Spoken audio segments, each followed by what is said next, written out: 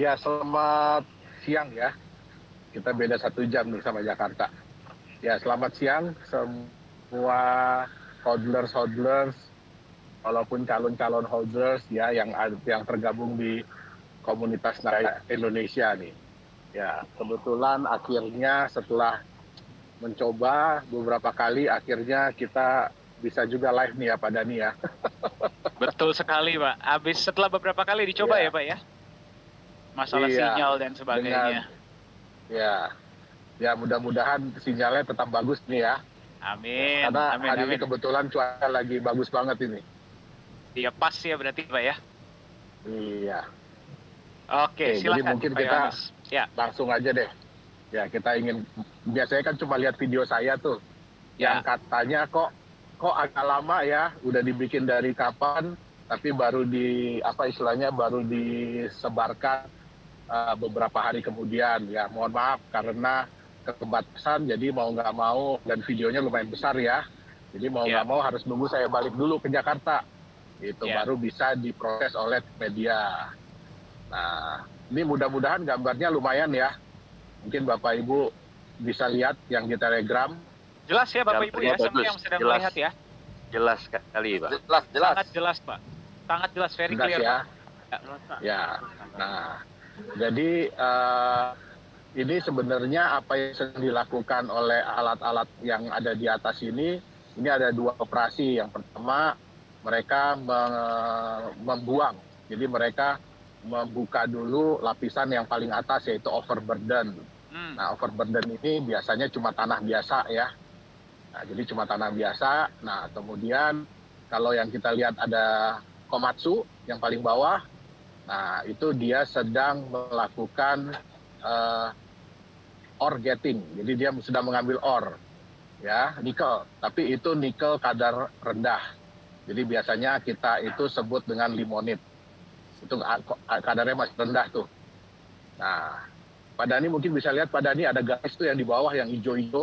Bisa Pak, kelihatan Pak. Ya. Ya. Yang kayak gambar ya, itu hijau-hijau. Nah, itulah ore nikel. Nah, itu kalau sudah ada begitu, ya kalau sudah ada begitu, itu biasanya kadarnya sudah lumayan baik. Nah, oke. Tapi berarti untuk mencapai ke sana Pak Yohanes mesti dibuang dulu overburdennya ya sebelumnya ya? Oh iya, ini yang dilihat ada lubang besar nih. Ya, ini saya naik ke atas ya. Saya naik ke atas dulu, lebih kelihatan lubangnya. Ya, teman-teman bisa lihat semua ya, jelas ya? Jelas Pak. Jelas, mantap. Ya, inilah olahraga saya setiap hari. Makanya Pak, kurusan ya Pak ya sekarang ya Pak sepertinya ya? Ya, harus.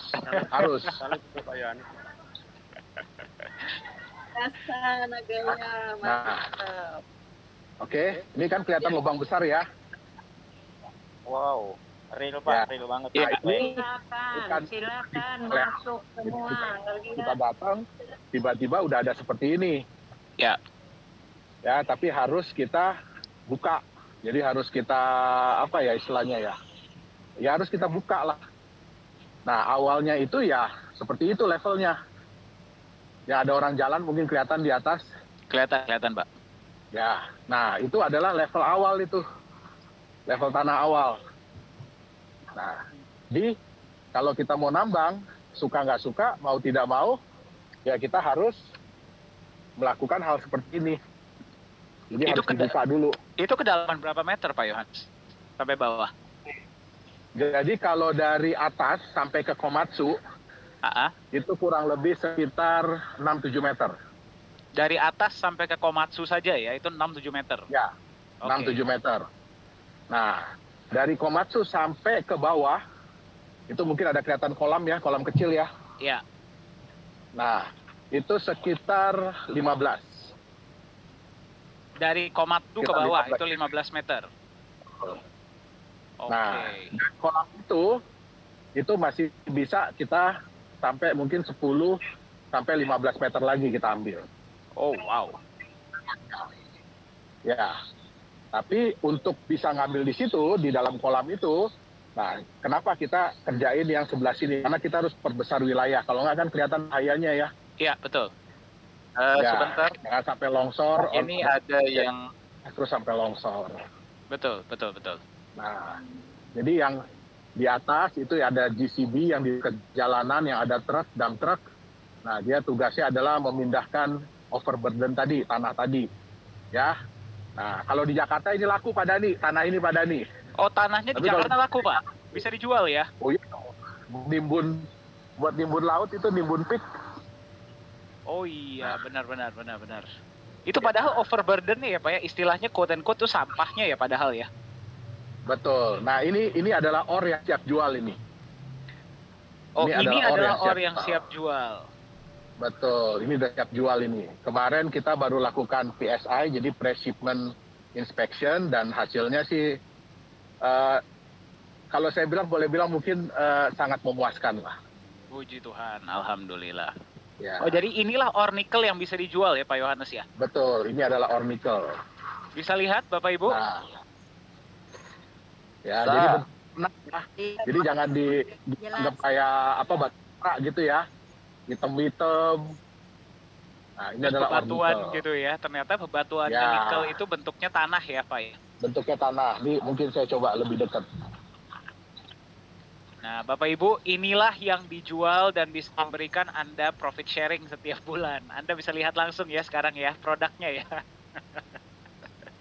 Terima kasih Pak Yohanes Chandra. Ya, kelihatan hijau-hijaunya Bapak Ibu? Kelihatan. Ya, saya ada Ini di adalah satu Pak di kantor Pak. Yang waktu itu Sorry. Bapak bawakan. Batunya masih ada tuh, Pak di atas Pak. Betul. Maaf. Kameranya Kadar geser-geser. berapa, sebentar. Pak? Oke.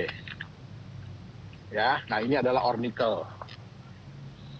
Nah, ini siap jual ini. Oke, Jadi kita ada pun ore ornya. nickel itu kita pisah-pisah, kita kategorikan. Kadar sekian sampai kadar sekian, kita jadikan satu tumpuk. Kadar sekian sampai kadar sekian, kita jadikan satu tumpuk. Nah, ini kebetulan kadar yang cukup tinggi. Oh, jadi istilah seperti Iya. grade lah ya Pak ya berarti ya? Grade, betul. Nah, itu mungkin lebih kelihatan ya, lubangnya ya. Iya, dari sini lebih kelihatan betul. Nah, Saya itu- nggak bisa jalan ke sebelah sana karena agak bahaya. Oh iya, Karena iya, di iya. bawahnya kemarin sempat ada longsor. Di mana itu Pak? Di Ya. daerah yang sana itu, yang ujung? Hampir ke ujung. Oke. Nah, ini batasnya nih, cuma boleh ke sini. Ya. Nah, kalau dilihat dari bawah ini ada retakan. Oh iya, benar. Ini baru ada longsor ya Pak ya? Ya, yang ada hijau-hijau itu. Nah, itu ada sedikit. Ya, Jadi Anda lihat Bapak Ibu ya, bisnis pertambangan ini, proyek yang sedang dijalankan oleh Nagaya ini memang juga memiliki resiko yang sangat tinggi. Itulah kenapa semua mesti dipersiapkan dengan sangat baik dan sangat matang. Jadi tidak bisa sembarangan. Betul ya Pak Yohanes ya? betul. Nah, itu dipindah ke arah sana Pak Dani, OB-nya. Oh, OB-nya dipindahkan Jadi kalau ke itu dibilang OB-nya. kita tuh kayak mindahin, ya. Jadi kalau dibilang kita tuh kayak mindahin gunung. Dari satu gunung pindah ke Dari- tempat lain gitu ya Pak ya? Sebelah sini gunungnya, ya. Nah, kita pindahin gunungnya ke sebelah sini. Luar biasa.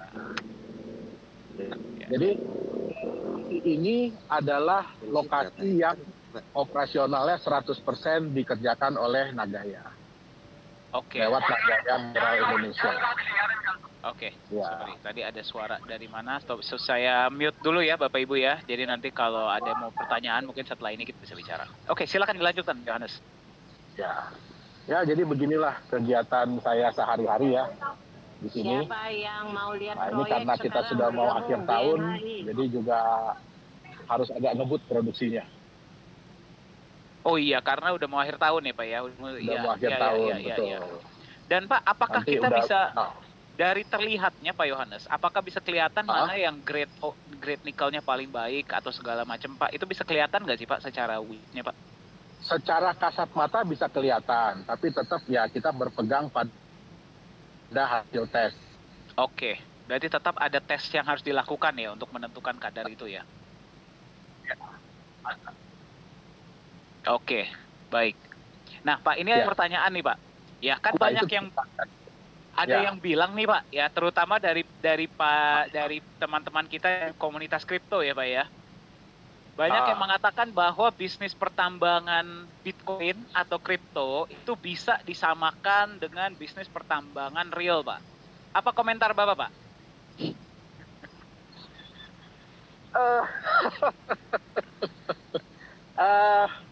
Karena kebetulan saya menjalankan dua-duanya ya. Iya. Jadi saya juga ada mining Bitcoin dan saya juga menjalankan ini ya, Iya. mining nikel. Iya. Jujur saya nggak rela kalau dibilang sama. Iya. Jujur saya nggak rela. Ya, kenapa? Yang saya bilang tadi, kalau di kripto mungkin banyak yang bilang ya, oh kalau di kripto itu kan semakin lama biaya menambangnya semakin tinggi, semakin mahal gitu ya. Iya, betul. Kenaikan biaya itu atau mahal atau tidaknya itu bergantung dari kompetisi. Jadi semakin banyak yang menambang kripto, kompetisinya semakin tinggi, ya otomatis kita pun biayanya kita harus lebih tinggi. Betul. Gitu dia. Ya. Karena kompetisi, ingat. Tapi kalau tidak ada yang menambang, wah itu gampang banget. Itu gampang banget. Bahkan Bitcoin kalau semua miners dimatikan, cukup satu orang aja yang nyalain komputer biasa ya, bahkan laptop, dia bisa mendapatkan Bitcoin. Difficulty-nya turun Iya. turun drastis ya, Pak ya, berarti ya. Drastis. Jadi semua penambang Bitcoin ya, kita contohkan ya, semua penambang Bitcoin matiin Bitcoin minersnya, ya. Miningnya. Iya. Tunggu 2 minggu, satu orang aja nyalain satu komputer. Padahal ini mungkin pakai laptopnya sendiri. Ya, Iya. itu Iya. akan jalan lagi. Iya. Nah, apakah itu tetap mahal? Tidak. Tapi kalau di sini yang saya bilang tadi, kita mau mendapatkan nikel, mau mendapatkan emas, mau mendapatkan batu bara, mau ada kompetisi atau tidak ada kompetisi, ya tetap kita harus melakukan pekerjaan seperti ini. Iya. Iya. Itu dia. Itu bedanya. Dengan resiko yang sama, walaupun ada kompetisi ataupun tidak ada kompetisi. Nah, dan yang satu harus diingat, ya oke, Bitcoin memang jumlahnya terbatas. Ya, tapi berapa banyak koin yang bisa muncul? Betul. Apakah susah membuat koin, membuat token? Tidak. Nah, sedangkan ini, siapa yang buat pada nih? Nikel, Alam emas, semesta. betul. Nature. Betul. Nature. Dan kita nggak bisa ngatur alam, oh saya mau bikin emas di sini sekian ratus ribu ton. Nggak bisa. Ya. Nah, Ya. itulah perbedaannya. Ya. Jadi kalau walaupun saya senang ya dengan teknologi blockchain yang ada, tapi kalau disamakan, ya jujur saya nggak rela. Apalagi ada, bisa lihat ya Pak Yohanes nih panas-panasan ya, jalan berapa kilometer sehari menambang nikel ya untuk bisa mendapatkan hasil, masa disamakan dengan nambang kripto. Ya, paham. Jadi mungkin Pak, Bu, saya rangkum sedikit ya. Jadi bagi teman-teman di luar sana yang mengatakan bahwa pertambangan sumber daya alam, misalkan nikel ataupun emas, batu bara dan sebagainya, tidak bisa disamakan dengan pertambangan kripto. Yang pertama, di dalam dunia pertambangan kripto itu ada yang namanya competition cost.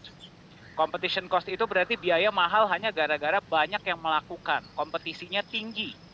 Di mana kalau kita lihat penambangan sumber daya alam, mau ada kompetisi mau tidak ada, itu ada yang namanya necessity cost. Overburden tetap harus dihilangkan, tetap harus diangkut dulu baru bisa menambang nikel misalkan. Ya, mau ada yang nambang mau tidak ada yang nambang ya Pak Yohanes, betul ya? Betul. Ya.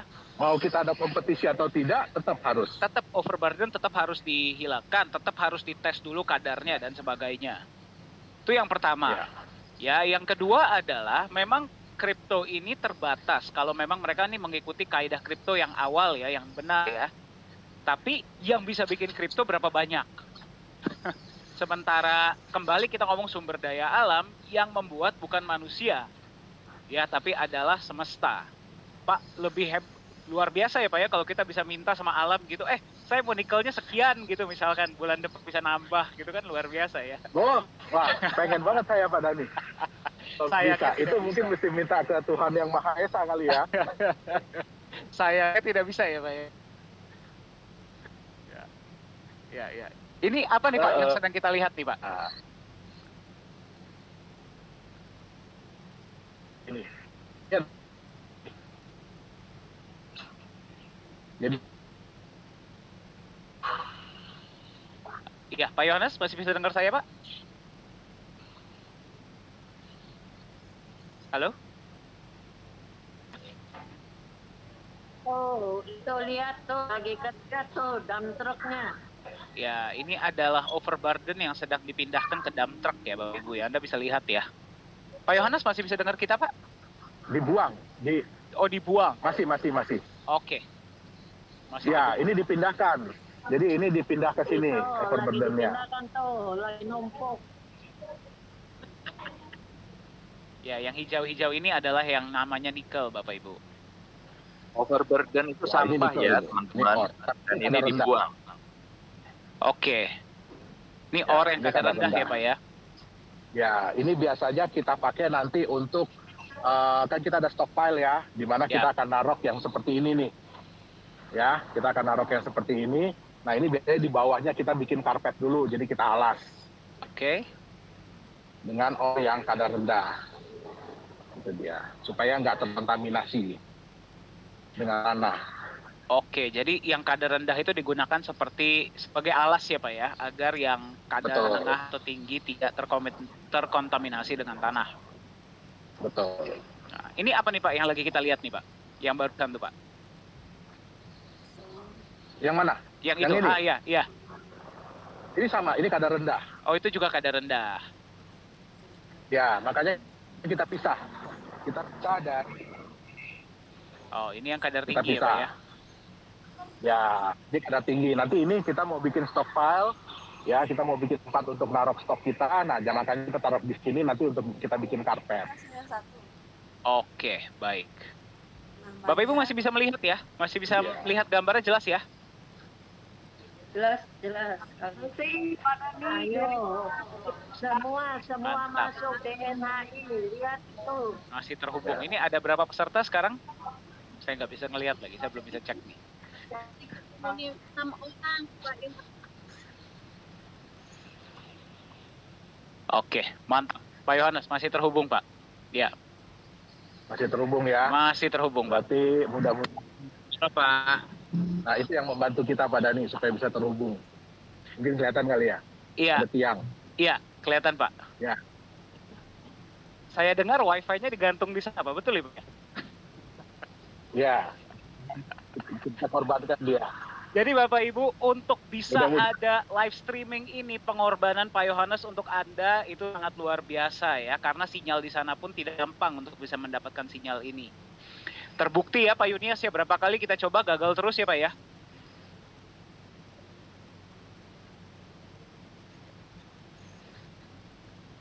Kalau itu udah nggak tetap kita. Oh, kalau sudah di bawah sudah tidak dapat sinyal ya Pak ya? Nggak. Ya. Karena ini kan banyak mineral logam ya. Ini banyak mineral logam di dalam, ada magnesium, ada segala macam, Fe. Nah, itu biasanya sinyal handphone akan terganggu. Oke. Jadi memang harus dari atas ya Pak ya? Ya, betul. Oke, baik. Ya. Ya. Seperti inilah kira-kira bentuk pertambangan nikel. Tapi tolong jangan disamakan dengan pertambangan kelas besar ya, seperti Vale atau Antam. Nah, itu dia. Ya, kita masih merangkak lah ya Bapak Ibu ya. Ini masih tahap Betul. awal, jadi kita juga apa adanya ya yang kita kasih lihat sama Anda. Ya, mari kita selalu doakan Pak CEO semoga sehat selalu ya. Selalu dilindungi, proyeknya lancar, agar kita bisa ke depannya bertambah kesejahteraan, memberikan lebih banyak kesejahteraan juga kepada para Nagaya holder. Amin. Ya, Saya menyampaikan Ya, mungkin itu Pak Dani. oke Pak Yohanes, mungkin ada yang mau Pak sebelum kita close sesi live streaming hari ini Pak? Ya, saya secara pribadi dan mewakili tim ya, mewakili juga Pak Dani, Pak Yunias, Bu Siska juga, Pak Yosua, dan semua yang ada di manajemen Nagaya, ya kami sangat berterima kasih, ya terutama untuk support semua Nagaya hodlers yang ada, ya terutama yang ada di Indonesia, yang ada di dalam voice chat hari ini. Ya, jadi kita memang baru memulai, ya. Kita memang baru memulai. Jadi Ini yang di Palu ya Pak? Melihat Nagaya ini sebagai sebuah anak, ya, sebagai seorang anak kecil yang masih merangkak, yang masih berusaha untuk berjalan. Mungkin ya kalau untuk jalan saya bilang masih belum ya, tapi masih merangkak. Nah, kami pun berusaha untuk memberikan yang terbaik bagi anak ini, ya supaya kita nggak mau juga ya dia terlalu cepat besar, terlalu ini, karena biasanya apa yang cepat kelihatannya baik, biasanya juga cepat jeleknya ya Pak Dhani ya. Betul Pak, Ya. betul.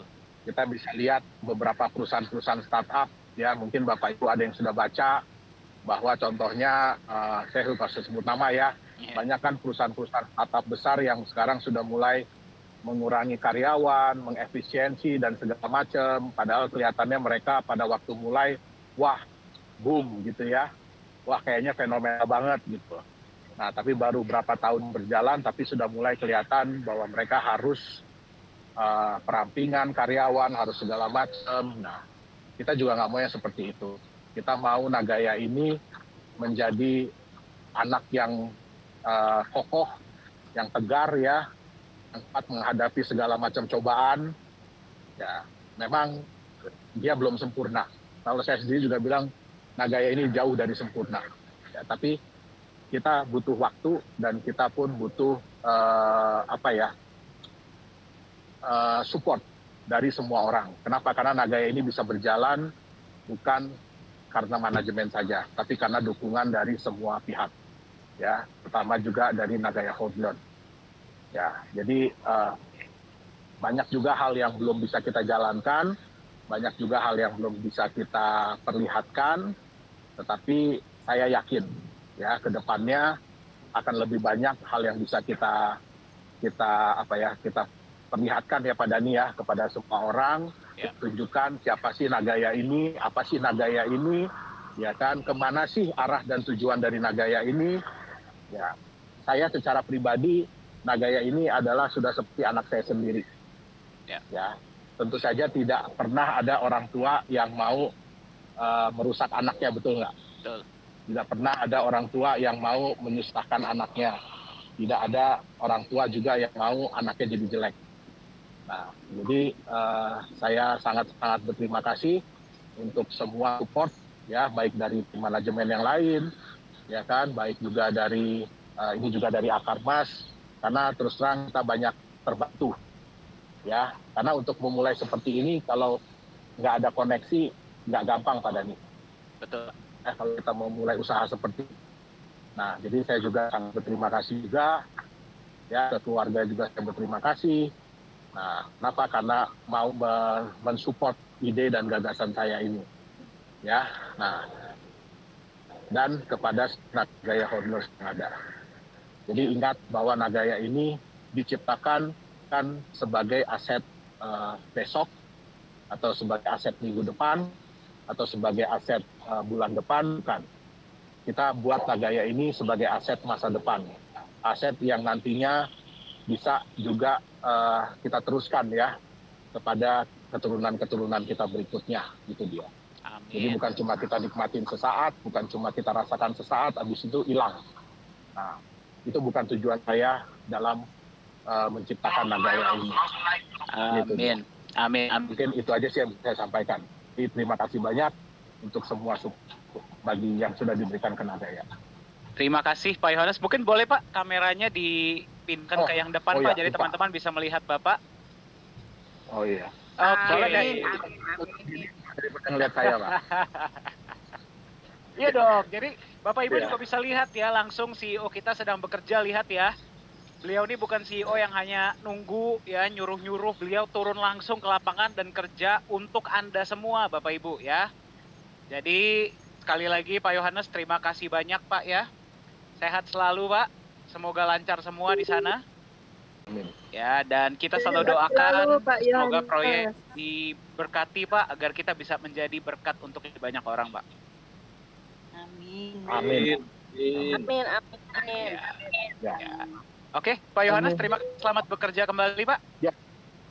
Ya, terima kasih banyak Pak Dani, Pak Yunias, Bu Siska, Pak Joshua, dan semua Jaya Holder. Saya izin pamit dulu. Terima kasih Pak Yohanes. Hati-hati ya Pak ya. Memberkati. Yuk. Amin. Bless. Pak. Terima kasih Pak Yohanes.